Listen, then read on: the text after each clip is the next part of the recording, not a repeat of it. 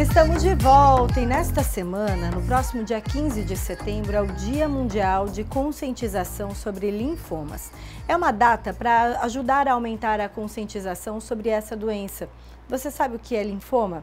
O linfoma é um tipo de câncer que atinge o sistema linfático. O nosso sistema linfático é constituído por uma rede de vasos, como se fossem veias distribuídas por todo o corpo. São elas que recolhem o líquido que se acumula nos tecidos, filtram e devolvem à circulação sanguínea. Quando esse sistema não funciona direito, podem aparecer os linfomas. Aliás, é uma doença muito confundida com a leucemia por afetar células sanguíneas.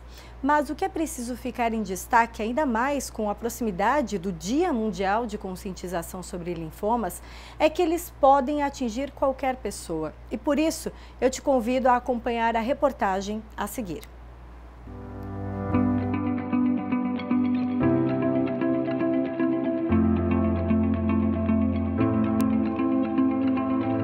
Ouvir a Júlia contar o que viveu há 1 ano e meio nos faz refletir o quanto é preciso dar atenção aos sinais. Eles apareceram, mas o luto pela perda da mãe fez ela ignorar os sintomas. Achou que eram emocionais e passariam com o tempo.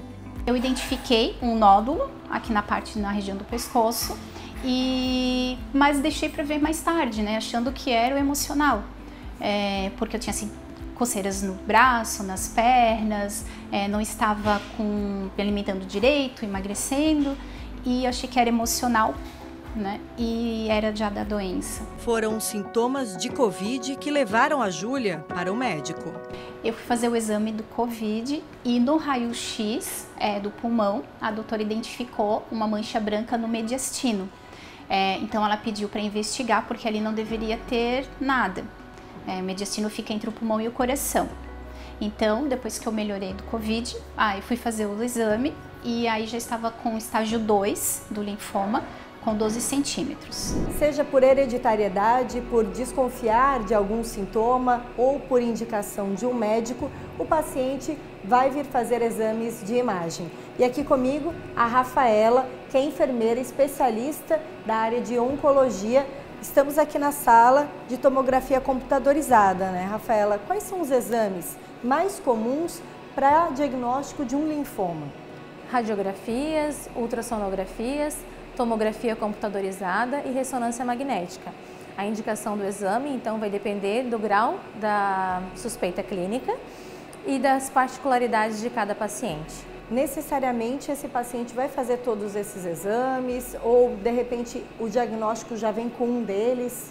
Não, o paciente faz exames específicos, né, de acordo com a sua condição e indicação clínica. E como que a enfermagem desempenha um papel na preparação e assistência aos pacientes durante os exames de imagem para linfoma? A enfermagem, então, acompanha o paciente desde a triagem, o acolhimento, já tentando identificar se esse paciente tem alguma fragilidade, algum medo, alguma insegurança. A gente faz a punção venosa, né?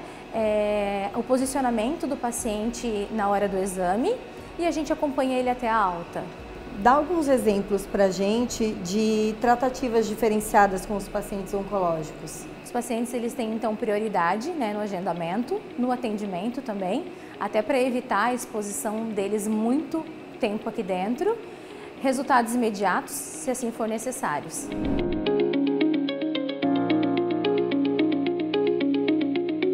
E quando um paciente chega com o diagnóstico de linfoma aqui no Hospital Santa Catarina, encontra no Centro de Oncologia a Gisele da Silva, que é supervisora assistencial. Gisele, aqui você faz tudo para garantir um atendimento completo para o paciente, né? Isso, dependendo da fase que o paciente chega e do tipo de linfoma que ele tem, o tempo entre o diagnóstico e o tratamento ele pode fazer diferença. Por isso que uma estrutura hospitalar bem desenhada para acolher esse paciente pode trazer benefícios para ele.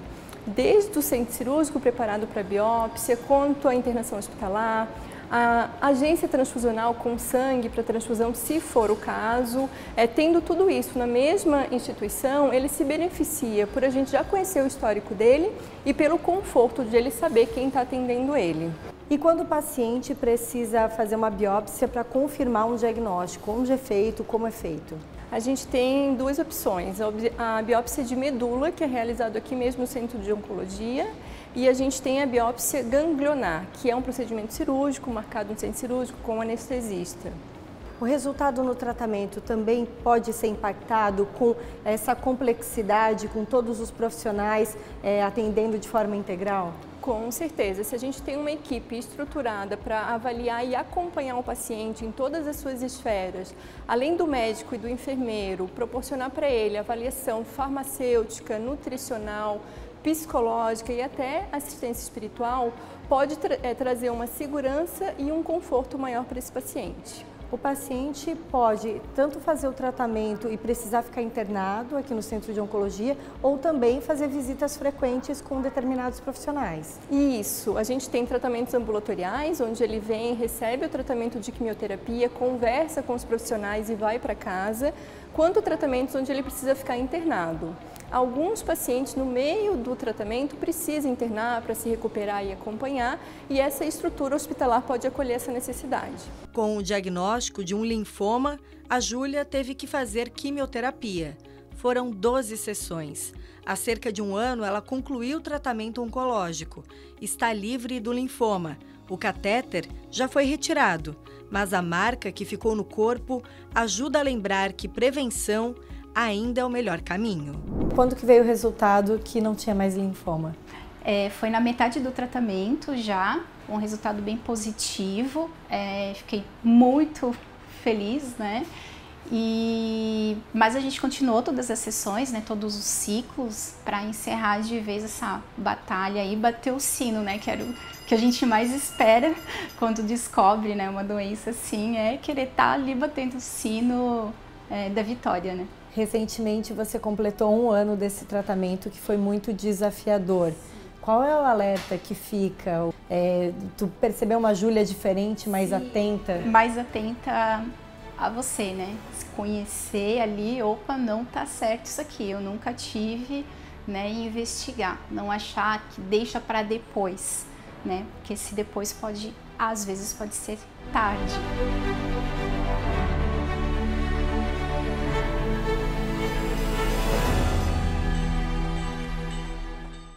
Hospital Santa Catarina apresenta o quadro Posso Completar?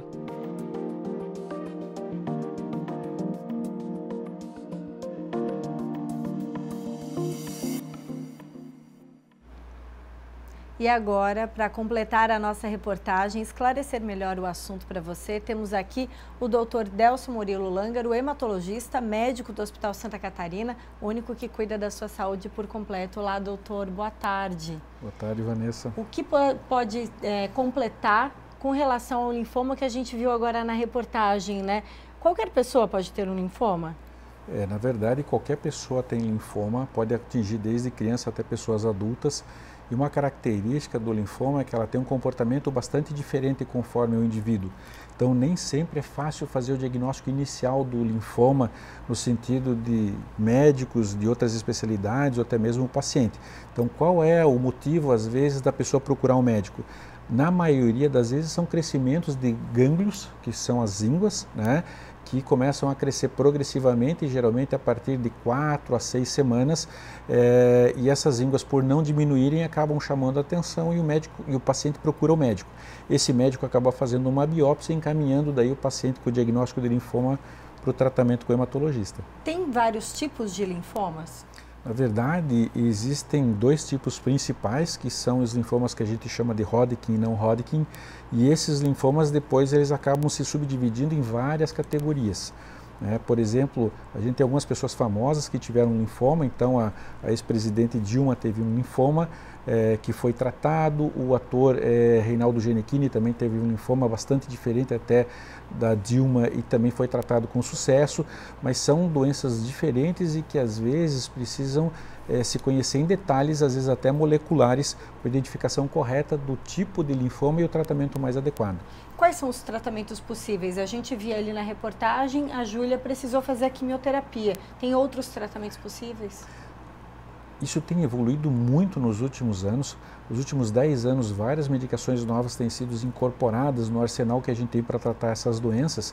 E hoje a gente dispõe de remédios que são, na verdade, terapias-alvo, que são drogas como, por exemplo, anticorpos, que se ligam especificamente às células neoplásicas, não fazendo efeito nas demais células do corpo. Então, hoje, alguns tratamentos possibilitam até que se trate os pacientes sem queda de cabelo, sem alguns efeitos colaterais como náuseas, vômitos e alterações de células sanguíneas. Então, muitos efeitos colaterais que preocupam as pessoas de uma maneira geral quando vão fazer a quimioterapia, hoje são muito minimizados ou são ausentes por causa das terapias novas.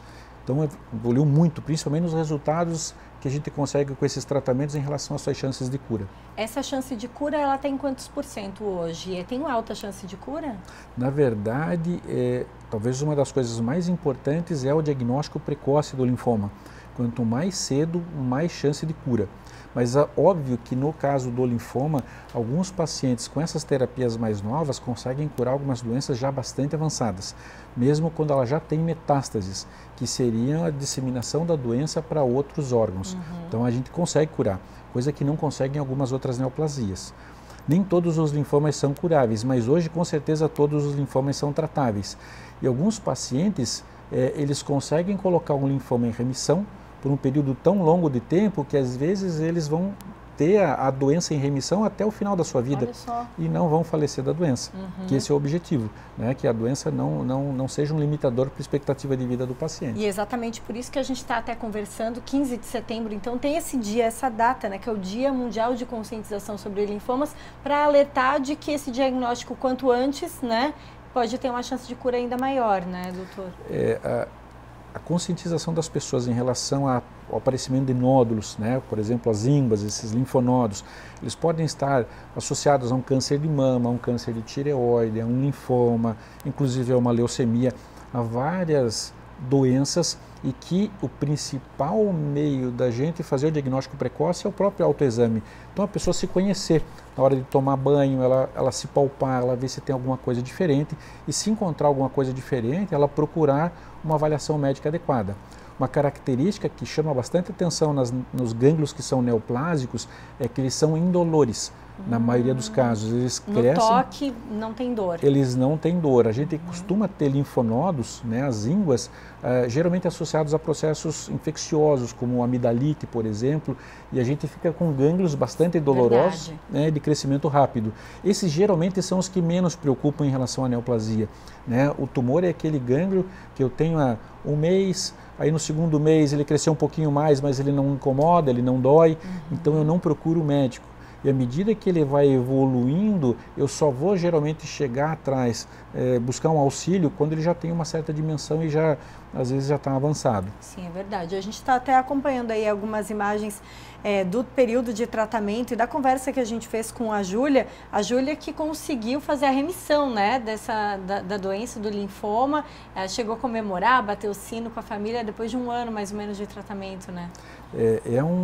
É uma doença que exige bastante comprometimento do paciente, né? Fazer uma quimioterapia, por mais que se tenha melhorado muito, ainda não é um processo fácil, e toda pessoa que consegue concluir seu tratamento e que tem essa força de vontade, essa vontade de viver, ela merece virar uma página na sua vida, e isso não é para ser esquecido, na verdade isso é para ser lembrado com uma grande vitória. É verdade. Né? E a Júlia especificamente é uma pessoa que lutou com unhas e dentes para superar essa fase, teve uma perda na família, era esposa, era mãe, é uma profissional, trabalha, e carregar tudo isso ao mesmo tempo é muito difícil. Junto com o tratamento, né? Sim. Doutora, a gente tem pergunta do público, vamos ver qual é a pergunta que mandaram para a gente. Gilberto, boa tarde, doutor. Existe algum fator de risco ou predisposição? É importante isso. Gilberto, é uma pergunta bastante interessante. A gente sabe a nível molecular o que acontece com os linfomas, mas infelizmente a gente não sabe como evitá-los. Existem várias teorias de por que eles surgem, processos virais, mas ainda não existe uma prevenção. Não está associado a sedentarismo, à obesidade, à alimentação, a hábitos de higiene, então a gente não consegue prevenir linfoma. Mas é interessante, apesar da gente não conseguir prevenir o linfoma especificamente, alguns hábitos estatisticamente comprovam que diminuem a incidência de câncer. E são esses uma boa alimentação, um controle adequado do peso e atividade física regular, que é de 4 a 5 vezes por semana, geralmente pelo menos mais de 45 minutos. Isso diminui de 10 a 15% a incidência de neoplasia de uma maneira geral. Então, bons hábitos são cultivados e levam a gente a melhorar a nossa qualidade de vida, não só para as doenças cardiovasculares, mas inclusive com a incidência de neoplasia.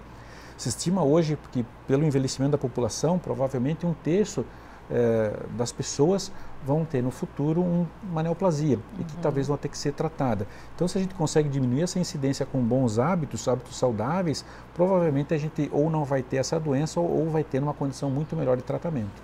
Doutor, muito obrigada pelos esclarecimentos. É isso que a gente quer aqui no Ver Mais, poder falar de prevenção, fazer com que as pessoas tenham hábitos saudáveis e quem sabe no futuro a gente só vai fazer reportagem, né, entrevistas, falando para que as pessoas fiquem cada vez melhor, não mais de doenças, quem sabe, né, doutor? Se Deus quiser, Vanessa. Obrigada pela presença aqui no nosso quadro Posso Completar.